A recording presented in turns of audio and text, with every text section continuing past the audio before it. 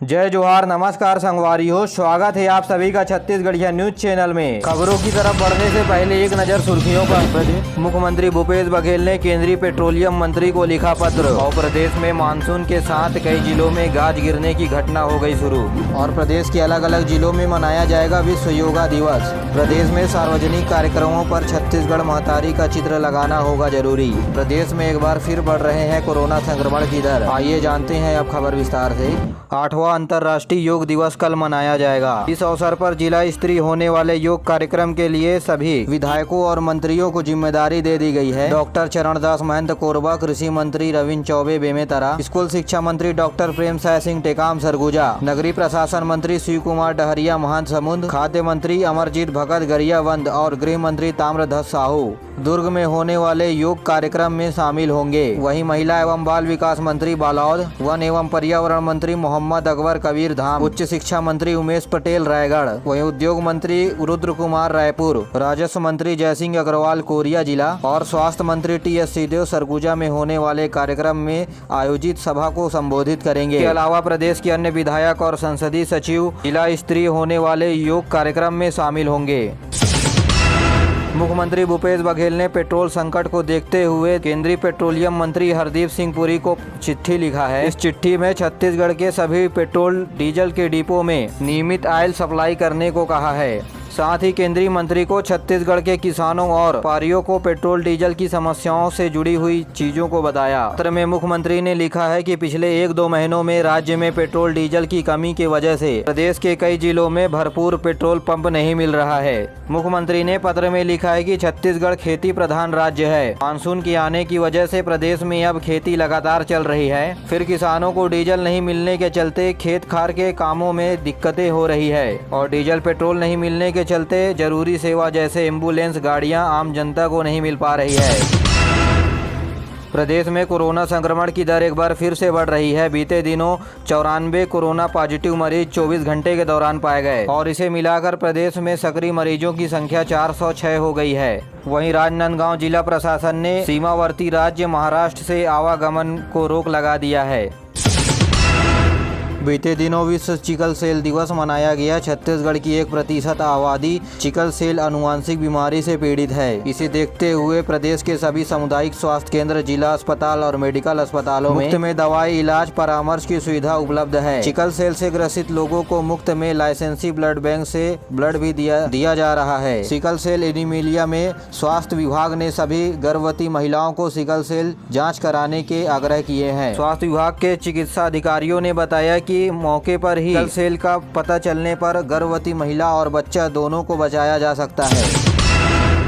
प्रदेश में मानसून आने के बाद राज्य में रोका छेका अभियान जारी किया गया है। इस संबंध में सभी जिला के कलेक्टरों को एक साथ रोका छेका कार्यक्रम रखे जाने के लिए कहा है। आपको बता दें कि रोका छेका अभियान छत्तीसगढ़ की परंपरा से जुड़ी हुई एक अभियान है, जिसका संचालन राज्य सरकार की ओर से पिछले 3 सालों से किया जा रहा है।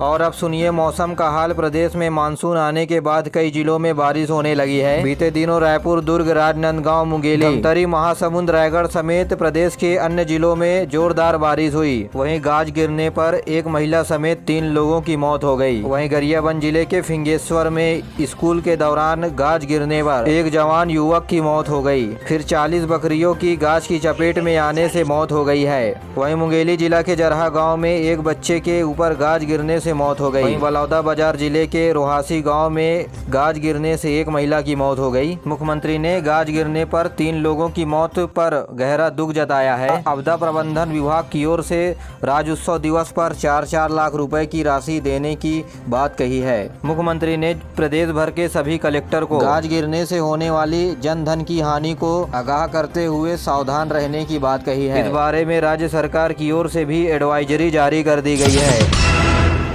राज्य सरकार ने छत्तीसगढ़ के सभी सार्वजनिक कार्यक्रमों में छत्तीसगढ़ महतारी के चित्र को प्रमुखता से स्थान देने की बात कही है। मुख्यमंत्री भूपेश बघेल ने अपने ट्वीट संदेश में कहा है कि छत्तीसगढ़ की संपन्नता और वैभव हमारे छत्तीसगढ़ के किसानों से है और उनकी खुशहाली हमारे छत्तीसगढ़ महतारी से जुड़ी हुई है। उन्होंने कहा कि सभी शासकीय कार्यक्रमों में छत्तीसगढ़ महतारी के चित्र को प्रमुखता से स्थान देने को सभी विभागों के सचिवों को निर्देश जारी कर दिया है, जिससे राज्य की माटी के गौरवशाली इतिहास और संस्कृति का अवसर हो सके। और तलब है कि राज्य सरकार के द्वारा सभी शासकीय कार्यक्रमों में राजकीय गीत अरपा पैरी के धार के धुन पर शुरुआत की जाती है।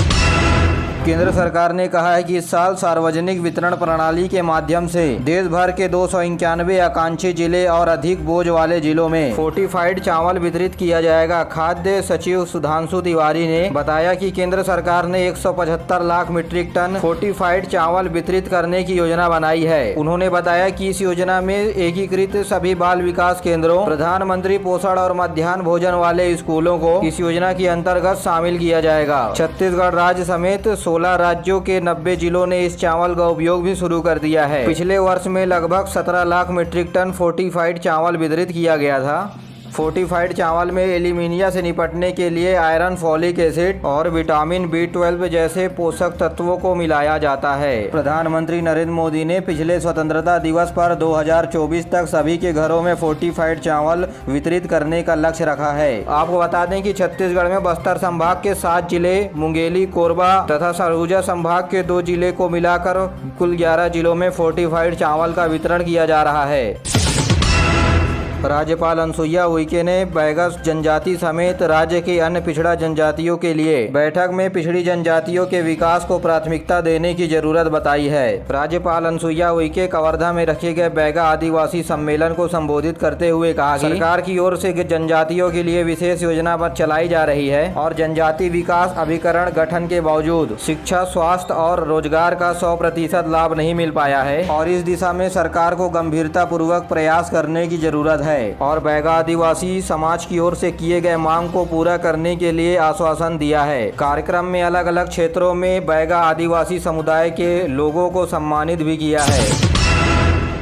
राज्य में त्रिस्तरीय पंचायत चुनाव के लिए नामांकन जांच की प्रक्रिया पूरी कर ली गई है। जांच के बाद 6 जनपद सदस्य और 18 सरपंच के लिए और पंच के 454 पदों के लिए 544 उम्मीदवारों का नामांकन सही पाया गया है। जनपद सदस्य का 1, सरपंच का 2 और पंच का 3 नामांकन रद्द हुआ है।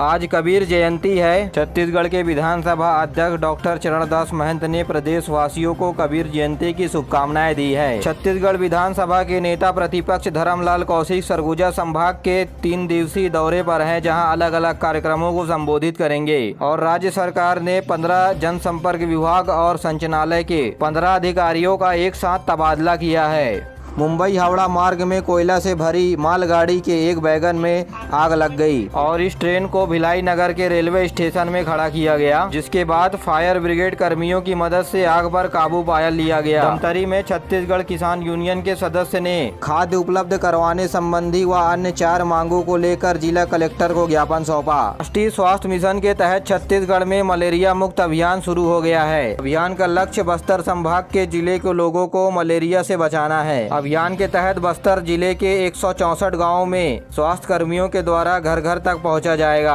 और प्रत्येक व्यक्ति की मलेरिया जांच भी की जाएगी। छत्तीसगढ़ राज्य के नोडल अधिकारी ने बताया कि इस अभियान के तहत पहली बार में टीबी, मोतियाबिंद और चर्म रोगों की पहचान कर मरीजों का इलाज किया जाएगा और गंभीर मरीजों को अस्पताल तक पहुँचाया जाएगा ताकि उनका सही समय पर इलाज हो सके। साथ ही मलेरिया प्रभावित ग्राम पंचायतों में उपचार और निदान का भी काम किया जाएगा।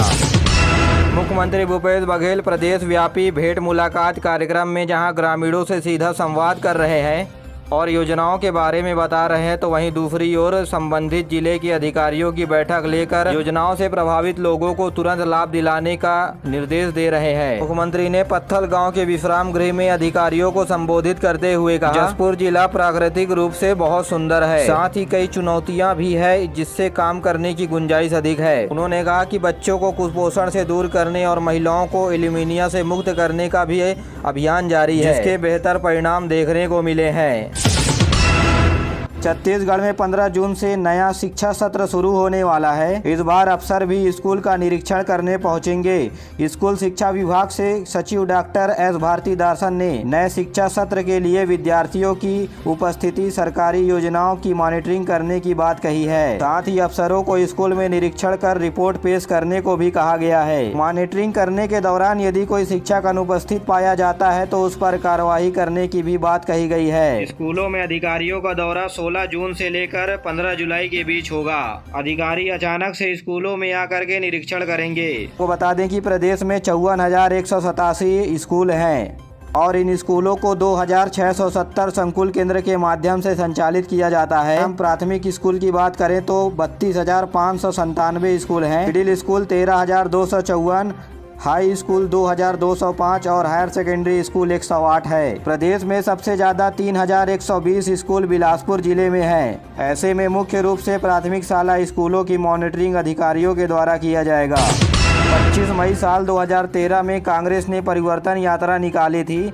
यात्रा का काफिला दरवा झीरम होते हुए जगदलपुर जाते वक्त करीब 3:30 बजे नक्सलियों ने हमला कर दिया और इस हमले में नक्सलियों के द्वारा छत्तीसगढ़ कांग्रेस के 29 नेताओं को मौत के घाट उतार दिया गया। इसके बाद वर्तमान सरकार के माध्यम से इन नेताओं को शहीद का दर्जा दिया गया। इन्हीं के सम्मान स्वरूप 25 मई 2022 को जगदलपुर में झीरम मेमोरियल का उद्घाटन किया गया। 34 करोड़ रुपए की लागत से बने इस मेमोरियल पर पूर्व सीएम डॉक्टर रमन सिंह ने भ्रष्टाचार का आरोप लगाया है। उन्होंने इस मेमोरियल का एक वीडियो शेयर किया है। इस वीडियो में बने हुए मेमोरियल पर दीवारें दिख रही है जिसे सफेद सीमेंट लगाकर ढका गया है। कुछ जगहों पर इसकी मरम्मत भी की गई है। आपको बता दें कि अर्धचंद्राकार दीवार में कांग्रेस नेताओं की प्रतिमा लगाई गई है और इसी दीवार पर दरार आ गया है। ऐसे में पूर्व सीएम डॉक्टर रमन सिंह का कहना है कि कांग्रेस के मारे गए नेताओं का अपमान हो रहा है। देखना ये होगा कि मुख्यमंत्री इस बात पर अपनी क्या प्रतिक्रिया देते हैं।